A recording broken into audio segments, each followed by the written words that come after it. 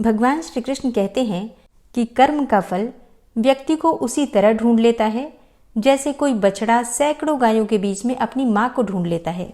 और इसलिए हमेशा अच्छे कर्म करने चाहिए ताकि जब कर्म का फल मिले तो उसे पाकर खुशी मिले, दुख न हो। हरे कृष्णा। आज की कथा में आप सभी भक्तों का हार्दिक स्वागत है। भगवान श्री कृष्ण और श्रीमती राधा रानी की कृपा सदैव आप और आपके समस्त परिवार पर बनी रहे। 9 दिसंबर 2024 आज है सोमवार का दिन और आज आप सुनेंगे मार्गशीर्ष मास की कथा का 24वां अध्याय। इससे पहले के सभी अध्याय सुनने के लिए, वीडियो को लाइक करने के लिए और बहुत ही प्यारे प्यारे कमेंट्स करने के लिए आप सभी भक्तों का दिल से बहुत बहुत आभार। मार्गशीर्ष मास की कथा में आजकल आप सुन रहे हैं श्रीमद् भगवद गीता के 18वें अध्याय का महात्म्य, जिसमें कल आपने सुना पहले और दूसरे अध्याय को सुनने का महात्म्य क्या होता है और आज आप सुनेंगे तीसरे और चौथे अध्याय का महात्म्य। और जिन भक्तों ने पिछले अध्याय नहीं सुने हैं, आज की कथा को सुनने के बाद पिछले अध्याय जरूर सुन लीजिए। श्रीमद् भगवद गीता के तीसरे अध्याय का महात्म्य बताते हुए श्री भगवान कहते हैं कि हे प्रिय, जनस्थान में एक जड़ नामक ब्राह्मण था जो कौशिक वंश में उत्पन्न हुआ था। उसने अपना जातीय धर्म छोड़कर बनिए की वृत्ति में मन लगाया। उसे परई स्त्रियों के साथ व्यभिचार करने का व्यसन पड़ गया था। वह सदा जुआ खेलता, शराब पीता और शिकार खेलकर जीवों की हिंसा किया करता था और बस इसी प्रकार से उसका समय बीतता था। धन नष्ट हो जाने पर वह व्यापार के लिए बहुत दूर उत्तर दिशा में चला गया। वहां से धन कमाकर घर की ओर लौटा तो बहुत दूर तक का रास्ता उसने तय कर लिया था। एक दिन सूर्यास्त हो जाने पर जब 10 दिशाओं में अंधकार फैल गया, तब एक वृक्ष के नीचे उसे लुटेरों ने धर दबाया और फिर शीघ्र ही उसके प्राण ले लिए। उसके धर्म का लोप हो गया था, इसलिए वह बड़ा भयानक प्रेत हुआ। उसका पुत्र बड़ा धर्मात्मा और वेदों का विद्वान था। उसने अब तक पिता के लौट आने की राह देखी और जब वे नहीं आए तब उनका पता लगाने के लिए वह स्वयं भी घर छोड़कर चल दिया। वह प्रतिदिन खोज करता, मगर राहगीरों से पूछने पर भी उसे उनका कुछ भी समाचार नहीं मिलता था। तदनंतर एक दिन एक मनुष्य से उसकी भेंट हुई जो उसके पिता का सहायक था। फिर उससे सारा हाल जानकर उसने पिता की मृत्यु पर बहुत शोक किया। वह बड़ा बुद्धिमान था। बहुत कुछ सोच विचार कर पिता का पारलौकिक कर्म करने की इच्छा से आवश्यक सामग्री साथ लेकर उसने काशी जाने का विचार किया। मार्ग में 7-8 मुकाम डालकर वह 9वें दिन उसी वृक्ष के नीचे पहुंचा जहां उसके पिता मारे गए थे। उस स्थान पर उसने संध्योपासना की और गीता के तीसरे अध्याय का पाठ किया। इसी समय आकाश में बड़ी भयानक आवाज हुई और फिर उसने अपने पिता को एक बड़े ही भयंकर आकार में देखा। फिर तुरंत ही अपने सामने आकाश में उसे एक सुंदर विमान दिखाई दिया जो महान तेज से व्याप्त था। उसमें अनेकों क्षुद्र घंटिकाएं लगी थीं। उसके तेज से समस्त दिशाएं आलोकित हो रही थीं और यह दृश्य देखकर उसके चित्त की व्यग्रता दूर हो गई। उसने विमान पर अपने पिता को दिव्य रूप धारण किए विराजमान देखा। उनके शरीर पर पीतांबर शोभा पा रहा था और मुनिजन उनकी स्तुति कर रहे थे। उन्हें देखते ही पुत्र ने प्रणाम किया और तब पिता ने भी उसे आशीर्वाद दिया। तत्पश्चात उसने अपने पिता से यह सारा वृतांत पूछा और उसके उत्तर में पिता ने वह सारी बातें बताकर इस प्रकार कहना प्रारंभ किया कि बेटा, दैववश मेरे निकट गीता के 3 अध्याय का पाठ करके तुमने इस शरीर के द्वारा किए हुए दुस्तज्य कर्म बंधन से मुझे छुड़ा दिया। अतः अब घर लौट जाओ, क्योंकि जिसके लिए तुम काशी जा रहे थे वह प्रयोजन तो इस समय 3 अध्याय के पाठ से ही सिद्ध हो गया है। तो पिता के यों कहने पर पुत्र ने पूछा कि तात, मेरे हित का उपदेश दीजिए तथा और कोई कार्य जो मेरे करने योग्य हो तो वो भी बतलाइए। तब पिता ने उससे कहा, हे अनग, तुम्हें यही कार्य फिर करना है। मैंने जो कर्म किया है वही मेरे भाई ने भी किया था और इसकी वजह से वो भी घोर नरक में पड़े हैं, तो उनका भी तुम्हें उद्धार करना चाहिए तथा मेरे कुल के और भी जितने लोग नरक में पड़े हैं उन सबका भी तुम्हारे द्वारा उद्धार हो जाना चाहिए। यही मेरा मनोरथ है।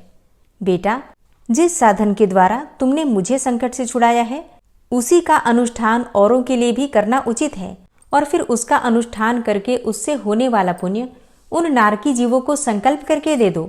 इससे वे समस्त पूर्वज मेरी ही तरह यातना से मुक्त होकर स्वल्प काल में ही श्री विष्णु के परम पद को प्राप्त हो जाएंगे।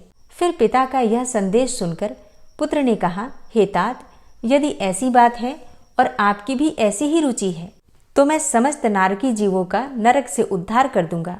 यह सुनकर उनके पिता बोले, बेटा, एवमस्तु, तुम्हारा कल्याण हो, मेरा अत्यंत प्रिय कार्य संपन्न हो गया।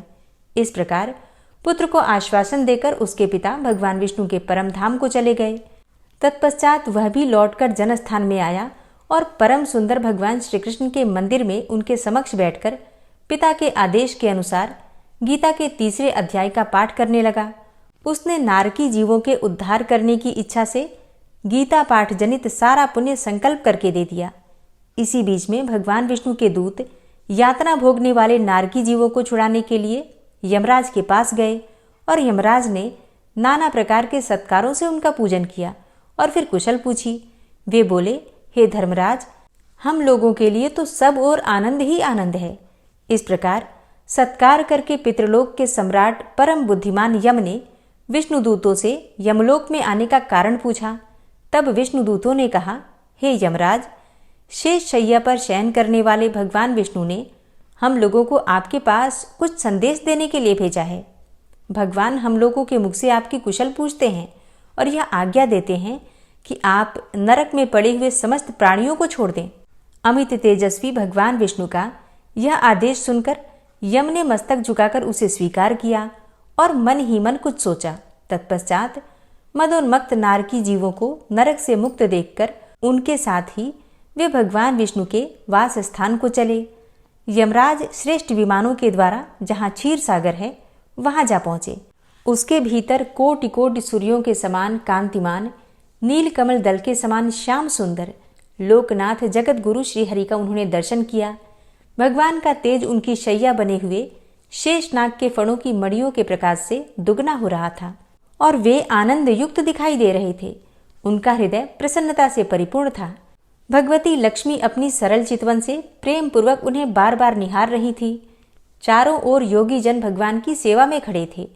उन योगियों के आंखों के तारे ध्यानस्थ होने के कारण निश्चल प्रतीत होते थे। देवराज इंद्र अपने विरोधियों को परास्त करने के उद्देश्य से भगवान की स्तुति कर रहे थे। ब्रह्मा जी के मुख से निकले हुए वेदांत वाक्य मूर्तिमान होकर भगवान के गुणों का गान कर रहे थे। भगवान पूर्णतः संतुष्ट होने के साथ ही समस्त योनियों की ओर से उदासीन प्रतीत होते थे। जीवों में से जिन्होंने योग साधन के द्वारा अधिक पुण्य संचय किया था, उन सबको एक ही साथ वे कृपा दृष्टि से निहार रहे थे। भगवान अपने स्वरूप भूत अखिल चराचर जगत को आनंदपूर्ण दृष्टि से आमोदित कर रहे थे। शेषनाग की प्रभा से उद्भासित एवं सर्वत्र व्यापक दिव्य विग्रह धारण किए नीलकमल के सदृश श्याम वर्ण वाले श्रीहरि ऐसे जान पड़ते थे मानो चांदनी से घिरा हुआ आकाश सुशोभित हो रहा हो।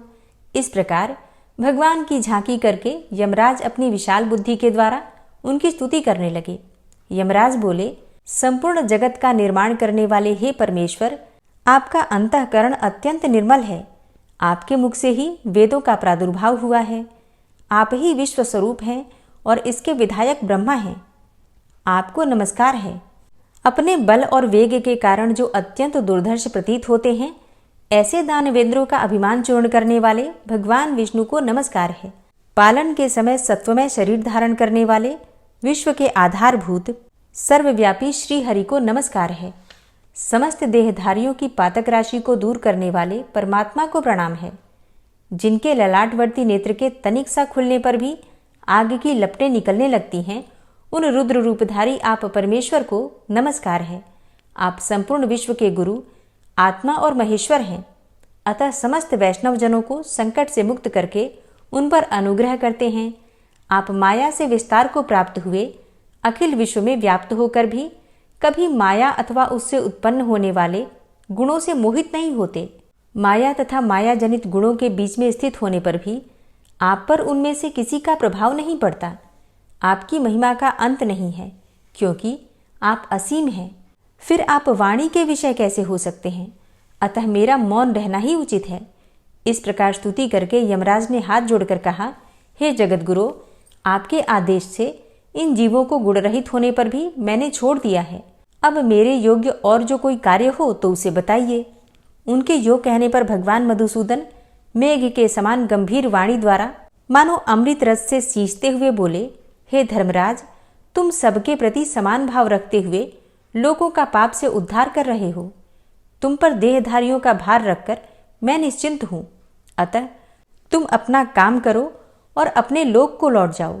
यूं कहकर भगवान अंतर्ध्यान हो गए। यमराज भी अपनी पुरी को लौट आए। तब वह ब्राह्मण अपनी जाति के और समस्त नारकी जीवों का नरक से उद्धार करके स्वयं भी श्रेष्ठ विमान द्वारा श्री विष्णु धाम को चला गया। श्रीमद् भगवद गीता के 3 अध्याय का महात्म्य समाप्त हुआ और अब आप सुनेंगे श्रीमद् भगवद गीता के 4 अध्याय का महात्म्य। श्री भगवान कहते हैं कि हे प्रिय, अब मैं 4 अध्याय का महात्म्य बतलाता हूँ, तुम ध्यान पूर्वक सुनो। भागीरथी के तट पर वाराणसी अर्थात बनारस नाम की एक पुरी है। वहाँ विश्वनाथ जी के मंदिर में भरत नाम के एक योगनिष्ठ महात्मा रहते थे, जो प्रतिदिन आत्मचिंतन में तत्पर होकर आदरपूर्वक गीता के 4 अध्याय का पाठ किया करते थे। उसके अभ्यास से उनका अंतःकरण निर्मल हो गया था। वे शीत उष्ण आदि द्वंद्वों से कभी व्यथित नहीं होते थे। एक समय की बात है, वे तपोधन नगर की सीमा में स्थित देवताओं का दर्शन करने की इच्छा से भ्रमण करते हुए नगर से बाहर निकल गए। वहां बेर के 2 वृक्ष थे। उन्हीं की जड़ में वे विश्राम करने लगे। एक वृक्ष की जड़ में उन्होंने अपना मस्तक रखा था और फिर दूसरे वृक्ष के मूल में उनका एक पैर टिका हुआ था। थोड़ी देर बाद जब वे तपस्वी चले गए, तब बेर के वे दोनों ही वृक्ष 5 ही 6 दिनों के भीतर सूख गए। उनके पत्ते और डालियां भी नहीं रह गई। तत्पश्चात वे दोनों वृक्ष कहीं ब्राह्मणों के पवित्र गृह में 2 कन्याओं के रूप में उत्पन्न हुए। वे दोनों कन्याएं जब बढ़कर 7 वर्ष की हो गईं, तब एक दिन उन्होंने दूर देशों से घूमकर आते हुए भरत मुनि को देखा। अब उन्हें देखते ही वे दोनों उनके चरणों में पड़ गईं और मीठी वाणी में बोली कि हे मुने, आपकी ही कृपा से हम दोनों का उद्धार हुआ है। हमने बेर की योनि त्याग कर मानव शरीर प्राप्त कर लिया है। उनके इस प्रकार कहने पर मुनि को बड़ा विस्मय हुआ। उन्होंने पूछा कि पुत्रियों, मैंने कब और किस साधन से तुम्हें मुक्त किया था? साथ ही यह भी बताओ कि तुम्हारे बेर के वृक्ष होने में क्या कारण था, क्योंकि इस विषय में मुझे कुछ भी ज्ञात नहीं है।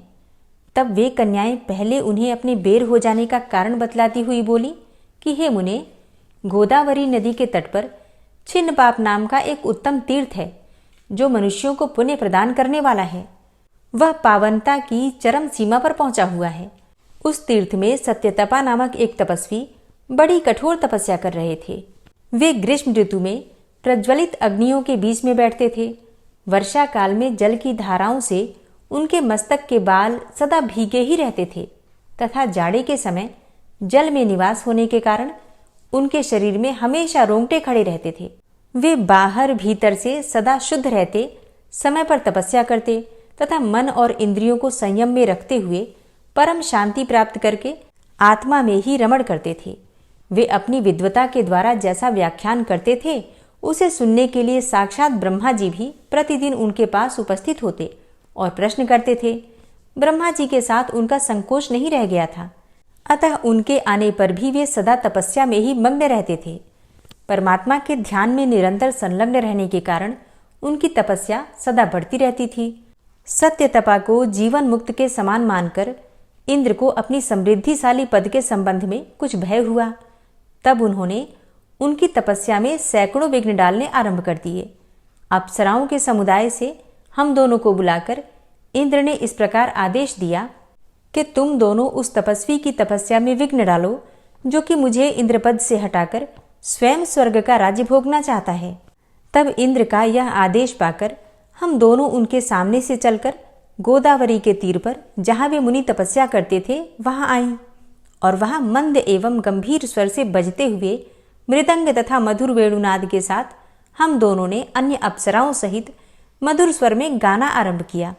अब इतना ही नहीं, उन योगी महात्मा को वश में करने के लिए हम लोग स्वर, ताल और लय के साथ नृत्य भी करने लगी।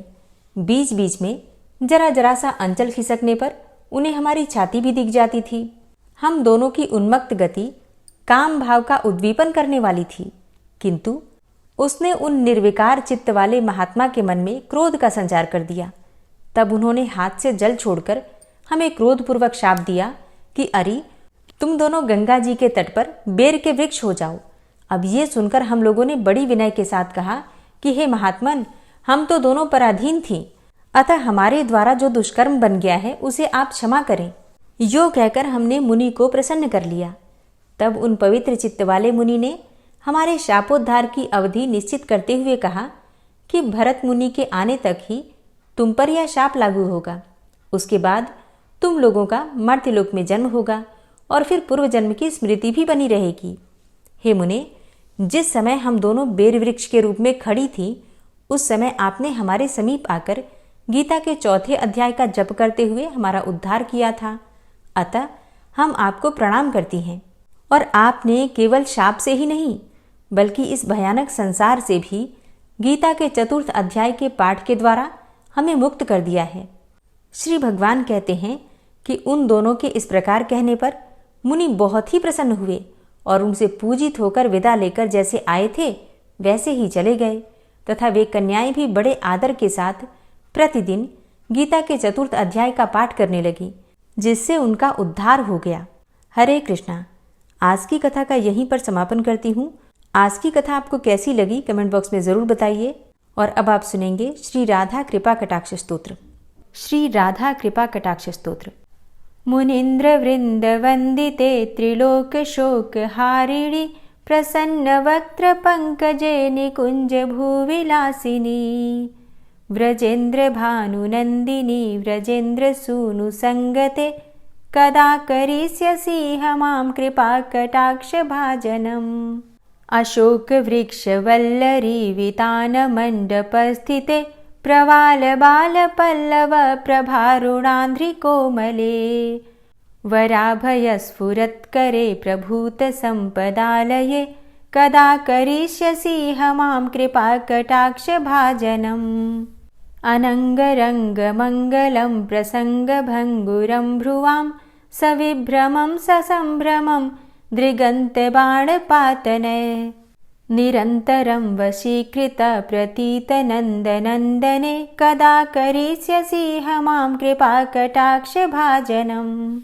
तडित्सुवर्ण चंपक प्रदीप्त गौर विग्रहे मुख प्रभा परास्त कोटि सारदेन्दुमण्डले विचित्र चित्र संचर चकोर शावलोचने कदा करिष्यसि हमां कृपा कटाक्ष भाजनम्। मदोन्मदादि यौवने प्रमोदमान मंडिते प्रियानुराग रंजिते कला विलास पंडिते अनन्य धन्य कुंज राज्य काम केलि कोविदे कदा करिष्यसि हमां कृपा कटाक्ष भाजनम्। अशेष हाव भाव धीर हीर हार भूषिते प्रभूत शात कुंभ कुंभ कुंभि कुंभ सुस्तनि प्रशस्त मंद हास्य चूर्ण पूर्ण सौख्य सागरे कदा करिष्यसि हमां कृपा कटाक्ष भाजनम्। मृणाल वाल वल्लरी तरंग रंग दौर्लते लताग्रलास्य लोल नील लोचनावलोकने ललल्लुलन्मिलन्मनोज्ञ मुग्ध मोहिनाश्रिते कदा करिष्यसि हमां कृपा कटाक्ष भाजनम्। सुवर्ण मल्लिकांचित त्रिरेख कंबुकंठगे त्रिसूत्र मंगली गुण त्रिरत्न दीप्ति दीधिते सलोल नील कुंतल प्रसून गुच्छ गुंफिते कदा करिष्यसि हमां कृपा कटाक्ष भाजनम्। नितंब बिंब लंबमान पुष्प मेखला गुणे प्रशस्त रत्न किंकिणी कलाप मध्य मंजुले करींद्र शुंड दंडिकावरोह शोभ गोरुके कदा करिष्यसि हमां कृपा कटाक्ष भाजनम्। अनेक मंत्रनाद मंजुनूपुरारवस्खलत् समाज राजहंस वंश निक्वणाति गौरवे विलोल हेम वल्लरी विडम्बि चारु चंक्रमे कदा करिष्यसि हमां कृपा कटाक्ष भाजनम्। अनंत कोटि विष्णुलोक नम्र पद्मजार्चिते हिमाद्रिजा पुलोमजा विरिञ्चिजा वरप्रदे अपार सिद्धि रिद्धि दिग्ध सत्पदांगुली नखे कदा करिष्यसि हमां कृपा कटाक्ष भाजनम्। मखेश्वरी क्रियेश्वरी स्वधेश्वरी सुरेश्वरी त्रिवेद भारतीश्वरी प्रमाण शासनेश्वरी रमेश्वरी क्षमेश्वरी प्रमोद काननेश्वरी व्रजेश्वरी व्रजाधिपे श्रीराधिके नमोस्तुते। इतीममद्भुतं स्तवं निशम्य भानुनन्दिनी करोतु सन्ततं जनं कृपाकटाक्षभाजनम्। भवेत्तदैव सञ्चित त्रिरूपकर्मनाशनं लभेत्तदा ब्रजेन्द्रसूनुमण्डलप्रवेशनम्। जय जय श्री राधे, जय जय श्री राधे। गजेंद्र मोक्ष पाठ। शुक जी ने कहा कि बुद्धि के अनुसार पिछले अध्याय में वर्णन किए गए रीति से अपने मन को नियंत्रित करके और हृदय को स्थिर करके गजेंद्र अपने पिछले जन्म में याद किए गए सर्वोच्च कार्य और बार बार जप किए जाने वाले स्तोत्र का जप करने लगा। गजेंद्र ने मन ही मन श्री हरि को ध्यान करते हुए कहा कि जिनके प्रवेश करने से शरीर और मस्तिष्क चेतन की तरह व्यवहार करने लगते हैं, ओम द्वारा लक्षित और पूरे शरीर में प्रकृति और पुरुष के रूप में प्रवेश करने वाले उस सर्वशक्तिमान देवता का मैं मन ही मन स्मरण करता हूँ, जिनके सहारे ये पूरा संसार टिका हुआ है और जिनसे ये सारा संसार अवतरित हुआ है, जिन्होंने प्रकृति की रचना की है और जो खुद उसके रूप में ही प्रकट है, लेकिन उसके बावजूद भी वो इस पूरी दुनिया में सर्वोपरि और श्रेष्ठ हैं। ऐसे अपने आप और बिना किसी कारण के भगवान की मैं शरण में जाता हूँ। अपने संकल्प शक्ति के बल पर अपने ही स्वरूप में रचित और सृष्टि काल में प्रकट एवं प्रलय में अप्रकट रहने वाले इस शास्त्र प्रसिद्धि प्राप्त कार्य कारण रूपी संसार को जो बिना कुंठित दृष्टि के साक्ष्य रूप में देखते रहने पर भी लिप्त नहीं होते, चक्षु आदि प्रकाशकों के परम प्रकाशक प्रभु आप मेरी रक्षा करें। बीतते गए समय के साथ तीनों लोकों और ब्रह्मादि लोकपालों के पंचभूत में प्रवेश कर जाने पर और पंचभूतों से लेकर महत्वपूर्ण सभी कारणों के उनकी परम करुणा स्वरूप प्रकृति में मग्न हो जाने पर उस समय दुर्गेर और घोर अंधकार रूपेण प्रकृति ही बच रही थी। उस अंधकार से परे अपने परम धाम में जो सर्वव्यापी भगवान सभी दिशाओं में प्रकाशित होते रहते हैं, वो भगवान मेरी रक्षा करें। विभिन्न नाट्य रूपों में अभिनय करने वाले और उस अभिनेता के वास्तविक स्वरूप को जिस प्रकार से साधारण लोग भी नहीं जान पाते, उसी तरह से सत्व प्रधान देवता और महर्षि भी जिनके स्वरूप को नहीं जान पाते, ऐसे में कोई साधारण प्राणी उनका वर्णन कैसे कर सकता है। ऐसे दुर्गम चरित्र वाले भगवान मेरी रक्षा करें। अनेकों शक्ति से मुक्त, सभी प्राणियों को आत्मबुद्धि प्रदान करने वाले, सबके बिना कारण हित और अतिशय साधु स्वभाव ऋषि मुनिजन जिनके परम स्वरूप को देखने की इच्छा के साथ वन में रहकर अखंड ब्रह्मचर्य तमाम अलौकिक व्रतों को नियमों के अनुसार पालन करते हैं, ऐसे प्रभु ही मेरी गति है। वह जिनका हमारी तरह न तो जन्म होता है और न जिनके द्वारा अहंकार प्रेरित कर्म ही होते हैं, जिनके निर्गुण स्वरूप का न तो कोई नाम है और न रूप ही है, फिर भी समय के अनुसार जगत की सृष्टि एवं प्रलय के लिए स्वेच्छा से जन्म आदि को स्वीकार करते हैं, उन अनंत शक्ति संपन्न परम ब्रह्म परमेश्वर को नमस्कार है। उन प्राकृत आकार रहित एवं अनेकों आकार वाले अद्भुत कर्मा भगवान को बारंबार नमस्कार है। स्वयं प्रकाशित सभी साक्ष्य परमेश्वर को मेरा शत शत नमन है। वैसे देव जो मन वाणी और चित्तवृत्तियों से परे हैं, उन्हें मेरा बारंबार नमस्कार है।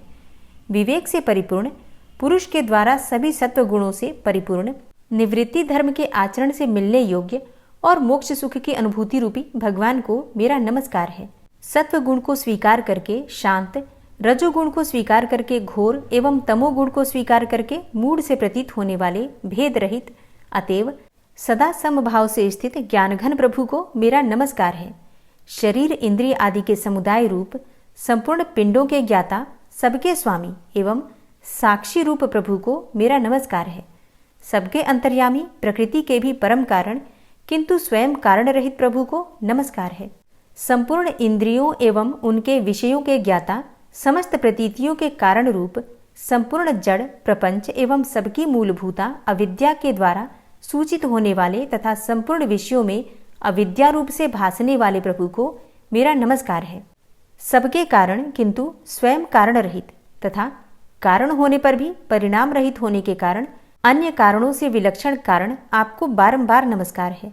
संपूर्ण वेदों एवं शास्त्रों के परम तात्पर्य, मोक्ष रूप एवं श्रेष्ठ पुरुषों की परम गति भगवान को नमस्कार है। जो त्रिगुण रूप काष्ठों में छिपे हुए ज्ञान रूप अग्नि हैं, उक्त गुणों में हलचल होने पर जिनके मन में सृष्टि रचने की बाह्य वृत्ति जागृत हो उठती है तथा आत्मतत्व की भावना के द्वारा विधि निषेध रूप शास्त्र से ऊपर उठे हुए ज्ञानी महात्माओं में जो स्वयं प्रकाशित हो रहे हैं, उन प्रभु को मैं नमस्कार करता हूँ। मुझ जैसे शरणागत पशु तुल्य अर्थात अविद्याग्रस्त जीवों की अविद्या रूप फांसी को सदा के लिए पूर्ण रूप से काट देने वाले अत्यधिक दयालु एवं दया करने में भी कभी आलस्य न करने वाले नित्य मुक्त प्रभु को नमस्कार है। अपने अंश से संपूर्ण जीवों के मन में अंतर्यामी रूप से प्रकट होने वाले सर्वनियंता अनंत परमात्मा आपको नमस्कार है। शरीर, पुत्र, मित्र, घर, संपत्ति एवं कुटुंबियों में आसक्त लोगों के द्वारा कठिनता से प्राप्त होने वाले तथा मुक्त पुरुषों के द्वारा अपने हृदय में निरंतर चिंतित ज्ञान स्वरूप सर्वसमर्थ भगवान को नमस्कार है। जिन्हें धर्म, अभिलाषित भोग, धन तथा मोक्ष की कामना से भजने वाले लोग अपनी मनचाही गति पा लेते हैं, अपितु जो उन्हें अन्य प्रकार के अयाचित भोग एवं अविनाशी पार्षद शरीर भी देते हैं, वे अतिशय दयालु प्रभु मुझे इस विपत्ति से सदा के लिए उबार लें।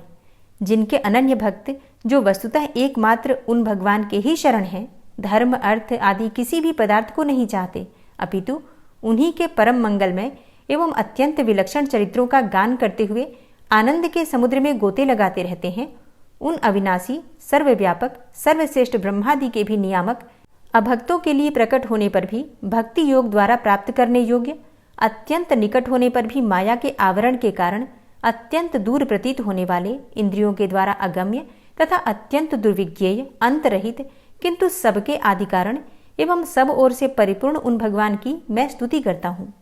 ब्रह्मा आदि समस्त देवता, चारों वेद तथा संपूर्ण चराचर जीव नाम और आवृत्ति भेद से जिनके अत्यंत क्षुद्र अंश के द्वारा रचे गए हैं, जिस प्रकार प्रज्वलित अग्नि से लपटे तथा सूर्य से किरणें बार बार निकलती हैं और पुनः अपने कारण में ही लीन हो जाती हैं, उसी प्रकार बुद्धि, मन, इंद्रिय और नाना योनियों के शरीर, यह गुणमय प्रपंच जिन स्वयं प्रकाश परमात्मा से प्रकट होता है और पुनः उन्हीं में लीन हो जाता है, वे भगवान न तो देवता हैं और न असुर, न मनुष्य हैं न तिर्यक अर्थात मनुष्य से नीची, पशु, पक्षी आदि किसी भी योनि के प्राणी हैं, न वे स्त्री हैं और न पुरुष हैं और ना ही नपुंसक हैं, न वे ऐसे कोई जीव हैं जिनका इन तीनों ही श्रेणियों में समावेश हो सके, न वे गुण हैं, न कर्म है, न कार्य है और न तो कारण ही है। सबका निषेध हो जाने पर जो कुछ बच रहता है वही उनका स्वरूप है और वे ही सब कुछ हैं। ऐसे भगवान मेरे उद्धार के लिए आविर्भूत हों। मैं इस ग्राह के चंगुल से छूटकर जीवित नहीं रहना चाहता, क्योंकि भीतर और बाहर सब ओर से अज्ञान से ढके हुए इस हाथी के शरीर से मुझे क्या लेना है। मैं तो आत्मा के प्रकाश को ढक देने वाले उस अज्ञान की निवृत्ति चाहता हूँ, जिसका कालक्रम से अपने आप नाश नहीं होता, अपितु भगवान की दया से अथवा ज्ञान के उदय से ही होता है। इस प्रकार मोक्ष का अभिलाषी मैं विश्व के रचयिता, स्वयं विश्व के रूप में प्रकट तथा विश्व से सर्वथा परे, विश्व को खिलौना बनाकर खेलने वाले, विश्व में आत्मरूप से व्याप्त, अजन्मा, सर्वव्यापक एवं प्राप्य वस्तुओं में सर्वश्रेष्ठ भी भगवान को केवल प्रणाम ही करता हूँ, उनकी शरण में हूँ। जिन्होंने भगवत भक्ति रूप योग के द्वारा कर्मों को जला डाला है, वे योगी लोग उसी योग के द्वारा शुद्ध किए हुए अपने हृदय में जिन्हें प्रकट हुआ देखते हैं, उन योगेश्वर भगवान को मैं नमस्कार करता हूँ। जिनकी त्रिगुणात्मक अर्थात सत्व, रज, तम रूप शक्तियों का राग रूप वेग असह्य है, जो संपूर्ण इंद्रियों के विषय रूप में प्रतीत हो रहे हैं, तथापि जिनकी इंद्रियां विषयों में ही रची पची रहती हैं, ऐसे लोगों को जिनका मार्ग भी मिलना असंभव है, उन शरणागत रक्षक एवं अपार शक्तिशाली आपको बार बार नमस्कार है। जिनकी अविद्या नामक शक्ति के कार्यरूप अहंकार से ढके हुए अपने स्वरूप को यह जीव जान नहीं पाता, उन अपार महिमा वाले भगवान की मैं शरण में आया हूँ। जिसने पूर्वोक्त प्रकार से भगवान के भेद रहित निराकार स्वरूप का वर्णन किया था, उस गजराज के समीप जब ब्रह्मा आदि कोई भी देवता नहीं आए, जो भिन्न भिन्न प्रकार के विशिष्ट विग्रहों को ही अपना स्वरूप मानते हैं, तब साक्षात श्रीहरि, जो सबके आत्मा होने के कारण सर्वदेव स्वरूप हैं, वहां प्रकट हो गए। गजराज को उस प्रकार से दुखी देखकर तथा उसके द्वारा पड़ी हुई स्तुति को सुनकर सुदर्शन चक्रधारी जगदाधार भगवान इच्छानुरूप वेग वाले गरुड़ जी की पीठ पर सवार होकर स्तवन करते हुए देवताओं के साथ तत्काल उस स्थान पर पहुंच गए जहां पर वह हाथी था। सरोवर के भीतर महाबली ग्रह के द्वारा पकड़े जाकर दुखी हुए उस हाथी ने आकाश में गरुड़ की पीठ पर सवार चक्र उठाए भगवान श्री हरि को देखकर अपनी सूंड को, जिसमें उसने पूजा के लिए कमल का एक फूल ले रखा था, ऊपर उठाया और बड़ी ही कठिनाई से सर्वपूज्य भगवान नारायण आपको नमस्कार है, यह वाक्य कहा। उसे पीड़ित देखकर अजन्मा श्री हरि एकाएक गरुड़ को छोड़कर नीचे झील पर उतर आए। वे दया से प्रेरित होकर ग्राह सहित उस गजराज को तत्काल झील से बाहर निकाल लाए और देवताओं के देखते ही देखते चक्र से मुंह चीरकर उसके चंगुल से हाथी को उबार लिया। गजेंद्र मोक्ष स्तोत्र संपूर्ण हुआ। और अब बड़े ही प्रेम से भक्ति भाव से जयकारा लगाइए भगवान श्री हरि विष्णु की जय। और अब आप सुनेंगे श्री तुलसी चालीसा। श्री तुलसी महारानी करु विनय सिरनाय, जो मम हो संकट विकट दीजे मात नशाय। नमो नमो तुलसी महारानी, महिमा अमित न जाए बखानी। दियो विष्णु तुमको सन्माना, जग में छायो सुयस महाना। विष्णु प्रिया जय जयति भवानी, तिहु लोक की हो सुख खानी। भगवत पूजा करे जो कोई, बिना तुम्हारे सफल न होई। जिन घर तव नहीं होय निवासा, उस घर कर ही विष्णु नहीं बासा। करे सदा जो तव नित सुमिरन, तेहि के काज होय सब पूरन। कार्तिक मास महात्म तुम्हारा, ताको जानत सब संसारा। तव पूजन जो करे कुंवारी, पावे सुंदर वर सुकुमारी। करे जो पूजा नित प्रति नारी, सुख संपत्ति से होय सुखारी। वृद्धा नारी करे जो पूजन, मिले भक्ति होवे पुलकित मन। श्रद्धा से पूजे जो कोई, भवनिधि से तर जावे सोई। कथा भागवत यज्ञ करावे, तुम बिन नहीं सफलता पावे। छायो तब प्रताप जग भारी, ध्यावत तुम्हि सकल चित धारी। तुम्ही मात यंत्रन तंत्रन में, सकल काज सिद्धि होवे क्षण में। औषधि रूप आप हो माता, सब जग में तव यश विख्याता। देव ऋषि मुनि और तपधारी, करत सदा तव जय जयकारी। वेद पुराणन तव यश गाया, महिमा अगम पार नहीं पाया। नमो नमो जय जय सुख कारणि, नमो नमो जय दुख निवारणी। नमो नमो सुख संपत्ति देनी, नमो नमो अघ काटन चेनी। नमो नमो भक्तन दुख हरणी, नमो नमो दुष्टन मद छेनी। नमो नमो भव पार उतारणी, नमो नमो परलोक सुधारणी। नमो नमो निज भक्त उबारणी, नमो नमो जन काज सवारणी। नमो नमो जय कुमति नशावनी, नमो नमो सब सुख उपजावनी। जयति जयति जय तुलसी माई, ध्याऊं तुमको शीश नवाई। निज जन जानि मोहि अपनाओ, बिगड़े कारज आप बनाओ। करूं विनय मैं मात तुम्हारी, पूर्ण आशा करहु हमारी। शरण चरण कर जोरी मनाऊं, निश दिन तेरे ही गुण गाऊं। करहु मात अब मोह पर दाया, निर्मल होए सकल मम काया। मांगू मातु यही बर दीजे, सकल मनोरथ पूर्ण कीजे। जानू नहीं कछु नेम आचारा, क्षमहु मातु अपराध हमारा। 12 मास करे जो पूजा, तासम जग में और नहीं दूजा। प्रथम ही गंगा जल मंगवावे, फिर सुंदर स्नान करावे। चंदन अक्षत पुष्प चढ़ावे, धूप दीप नैवेद्य लगावे। करे आचमन गंगा जल से, ध्यान करे हृदय निर्मल से। पाठ करे फिर चालीसा की, स्तुति करे मात तुलसा की। यह विधि पूजा करे हमेशा, ताके तन नहीं रहे कलेशा। करे मास कार्तिक का साधन, सोवे नित पवित्र हुई जाहि।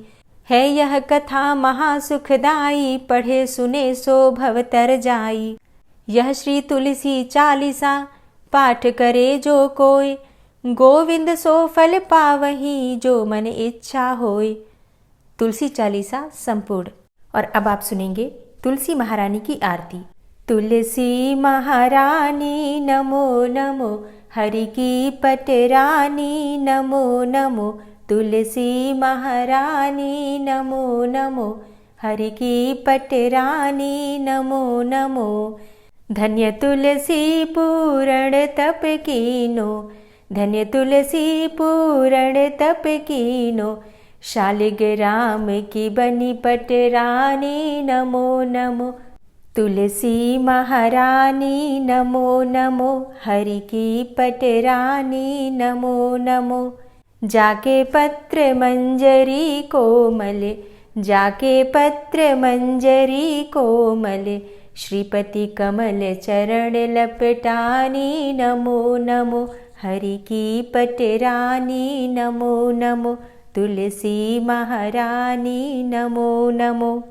धूप दीप नैवेद्य आरती, धूप दीप नैवेद्य आरती, पुष्पन की वर्षा बरसानी नमो नमो, हरि की पटरानी नमो नमो, तुलसा महारानी नमो नमो। 56 भोग 36 व्यंजन, 56 भोग 36 व्यंजन, बिन तुलसा हरि एक न मानी नमो नमो, तुलसी महारानी नमो नमो, हरि की पटरानी नमो नमो। सभी सखी मैया तेरो यश गावे, सभी सखी मैया तेरो यश गावे, भक्ति दान दीजे महारानी नमो नमो, तुलसा महारानी नमो नमो, हरि की पटरानी नमो नमो। नमो नमो तुलसा महारानी, नमो नमो तुलसी महारानी, तुलसी महारानी नमो नमो, हरि की पटरानी नमो नमो, तुलसी महारानी नमो नमो, हरि की पटरानी नमो नमो। प्रेम से बोलिए तुलसी मैया की जय। दोस्तों, अगर आप मोक्षदा एकादशी व्रत के विषय में जानना चाहते हैं, खरमास के विषय में जानना चाहते हैं, तो चैनल पर वीडियो अपलोड हो चुकी हैं, ज़रूर देख लीजिए। और जो भक्त इस चैनल पर पहली बार आए हैं, अगर अभी तक आपने चैनल को सब्सक्राइब नहीं किया है, तो आज की वीडियो अगर आपको अच्छी लगे तो चैनल को सब्सक्राइब करके बेल आइकन को ज़रूर प्रेस कर लीजिए। इससे ये होगा कि इस चैनल पर जो नई वीडियो अपलोड होंगी उनकी नोटिफिकेशन आपको सही समय पर प्राप्त होगी। मिलती हूँ मैं आपसे अगली वीडियो में, तब तक के लिए जय श्री राधे।